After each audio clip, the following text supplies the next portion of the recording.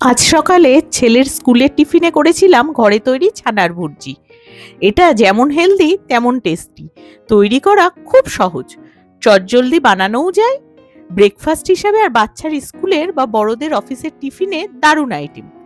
রুটি পরোটার সাথে পরিবেশন করা যায়, আবার রোল বা স্যান্ডউইচের পুর হিসাবেও ব্যবহার করা যায়। কি করে করলাম? প্রথমে একটা প্যানে 1 প্যাকেট দুধ গরম করলাম। সাদা ভিনিগারের সাথে জল মিশিয়ে গরম দুধে দিয়ে ছানা তৈরি করেছি।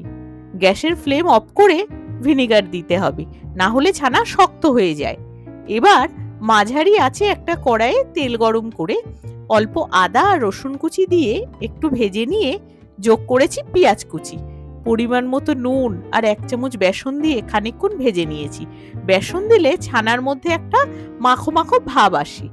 এখন একটু টমেটো কুচি আর একটু জল দিয়ে নাড়াচাড়া করলাম, যাতে কড়াইতে লেগে না যায়। এবার আগে তৈরি করা ছানা হাত দিয়ে একটু গুঁড়ো করে কড়াইতে দিলাম। সবটা একসাথে মিশিয়ে নিয়ে একটু গরম জল দিলাম, যাতে টেক্সচারটা ঠিকঠাক থাকে। সামান্য লাল লঙ্কার গুঁড়ো মিশিয়ে কয়েক মিনিট নাড়াচাড়া করে নিয়েছি। দিয়েছি অল্প চিনি আর একটু ফ্রেশ ক্রিম।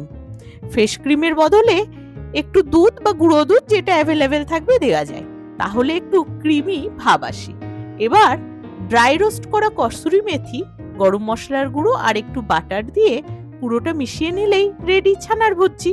আমার ছেলের ভীষণ প্রিয়, তোমরাও টিফিনে ট্রাই করতে পারো।